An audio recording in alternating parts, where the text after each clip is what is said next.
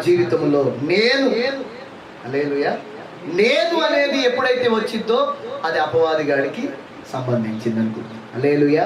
అందుకే పౌలు గారు ఏమంటాడు, ఇదిగో నేను ఇన్ని పత్రికలు రాసి నేను ఇంతగా సేవలో వాడబడినా సరే నేను హెచ్చిపోకుండా నిమిత్తం నా యొక్క శరీరంలో ఒక ముళ్ళు పెడతాడంట. హల్లెలూయా.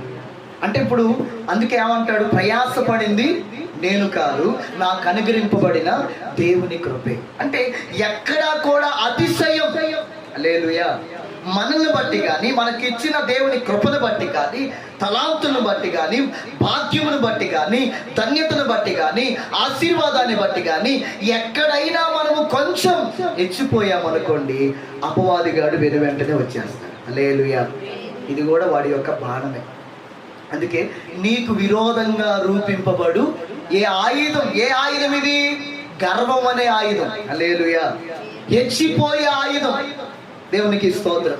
నేను అనే ఆయుధం ఇది కూడా ప్రయోగిస్తాడు. అందుకే జాగ్రత్తగా ఉండాలి. హల్లెలూయా, హల్లెలూయా.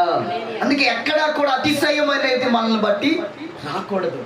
ఏది కూడా నాది నేను అనకూడదు. అయ్యా నాదేమీ లేదయ్యా. అందుకే ఇశ్రాయేలు ప్రజలు ఏమంటారు, మాకు కాదు యెహోవా, మాకు కాదు, సమస్త మహిమ ఘనత ప్రభావములు నీకే కలగాలి. దేవునికి ఇస్తాం.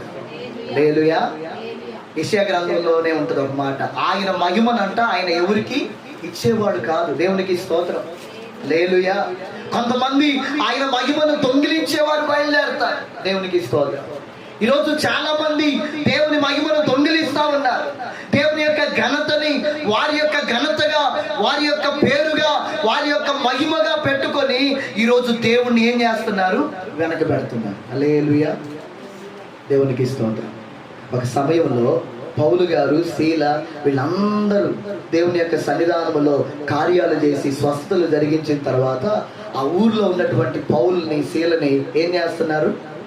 ఎడ్ల బండి మీద ఊరేగిస్తూ, ఇదిగో మన మధ్యలోనికి దేవుళ్ళు వచ్చారు, దేవతలు వచ్చారు, దేవుళ్ళలాగా వచ్చారు మా ఊరికి అని ఊరేగిస్తుంటే వారు ఏం చేసుకున్నారండి? వస్త్రములు చింపుకొని, ఆగండ్రా నాయన. హల్లెలూయా. అరే ఇప్పుడు దాకా మేము చెప్పింది ఏంటి, మళ్ళీ మీరు చేసేది ఏంటి? మీరేం చేయకూడదు? ముఖస్థుతి చేయకూడదు. హల్లెలూయా.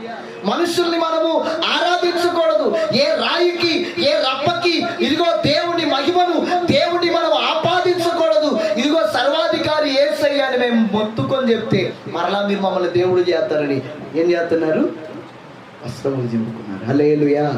ఎక్కడైనా వారికి ఘనత వచ్చేటట్లుగా వారు కోరుకున్నారండి? హల్లెలూయా.